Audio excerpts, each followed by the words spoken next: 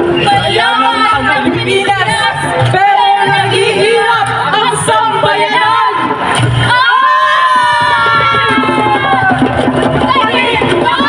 Ang Pilipino, mag-ingat! Katulad ng hindi pagbabayad ng buwis. Gusto niyo ba yun? Hindi na tayo magbabayad ng buwis. At syempre, isang higanteng rally na wala ng uwian hanggat hindi bumababa sa pwesto ang mga kurakot. Ito po ang kailangan nating paghandaan, kaya mas masikhay na pagpupugay, pag-oorganisa at pagpapakilos ang kailangan nating gawin. Hamunin natin ang mga ang korap na pag-aari ng ilan. Baliktarin natin ang tatsulok. Gamitin natin ang ating pagkakaisa at lakas para ibagsak ang burokrata kapitalismo, ang feudalismo at ang imperialismo at itayo natin ang isang tunay na pambansa demokratikong lipunan. Kaya ba natin yan mga kasama? Kung kaya natin, taas natin ang kamao.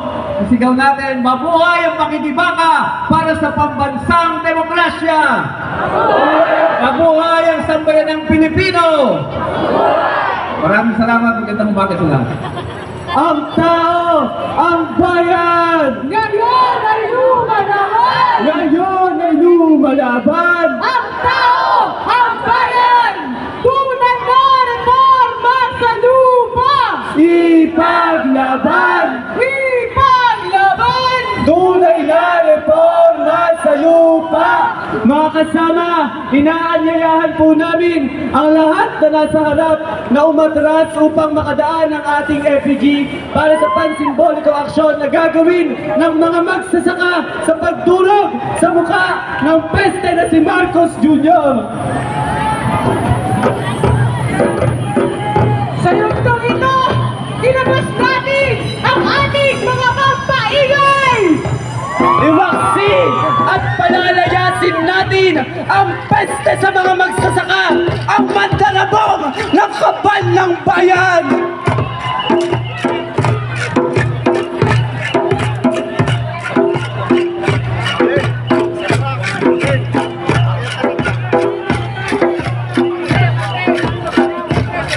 Mayaman ang Pilipinas, pero naghihirap ang sambayanan. Mayaman ang Pilipinas, pero naghihirap ang sambayanan. Ikatlong pinakamayaman sa ginto, ikaapat na pinakamayaman sa tanso, ikalima sa nikel, pinag-aagawa ng mga mandarambong, pilit na binibenta ng mga bukaw na burokrata sa pangunguna ni Ferdinand Marcos Jr.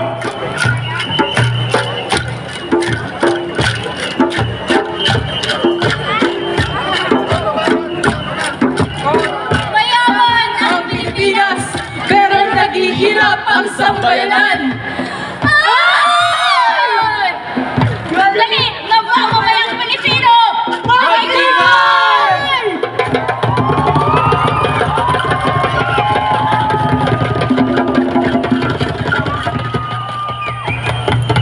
Mayaman ang Pilipinas, pero naghihirap ang sambayanan. Ginagawa itong gatasan ng mga politiko, ng mga burokrata. Kinukutsaba ng mga ganid ang mga mandarambong na naglalaway sa kita, naglalaway sa kitang mabibiga sa ating mga boto't laman. Mayaman ang Pilipinas, pero naghihirap ang sambayanan.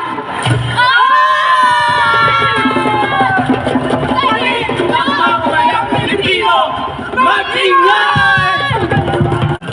Mayaman ang Pilipinas, pero naghihirap ang sambayanan.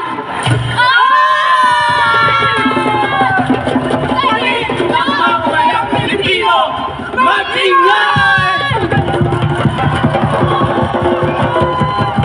Mayaman ng Pilipinas, subalit naghihirap ang sambayanan.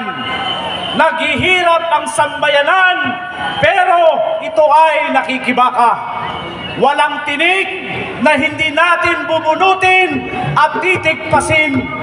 Walang alon ang hindi natin magagapi. Walang hirap ng pakikibaka ang magpapasuko sa ating mga galit at ngit-ngit. Ito ang ating mitsa. Ito ang lintik na dudurog sa kanila. Ang daluyong paghihirap na ito, ang apoy na tutubok sa mapang-api at mapagsamantala.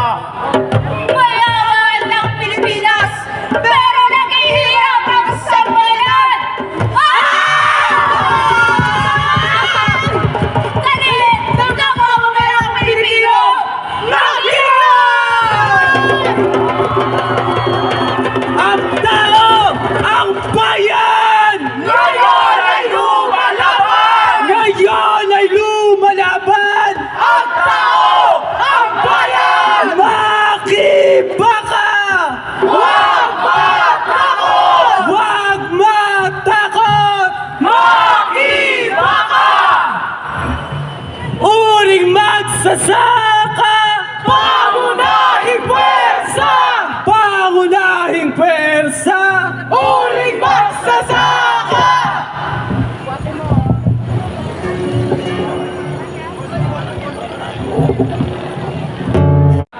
Nakurap sa panahon ngayon ni Bongbong, makikita natin may nakulumba doon Panoorin lang sa natin. nandambong Wala mo lang kulay-kulay daw ngayon. sa boto ng bayan kaugnay sa flood control. Hanggang ngayon ay wala pa. Nagsagawa ng kilos protesta Ang goal, ang mamamayan ang mabubugi at mamagawa. Pero wala pa rin tugon. Hindi na naging tugon. Tayo raw tatanggalin na ang nag-isip ay marahas. Ito ang basisong tugon ng Estado sa atin at partikular sa mga mabubugi na humihiling ng lupa, ngunit sa estupyo ang ibibigay dahil yung subversion at ang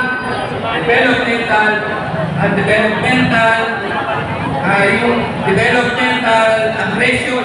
Ito yung tinatawag na agresyon sa kaunlaran na sumisira doon sa kabuhayan ng mga katutubo, sumisira sa kanilang pamumuhay at wawasan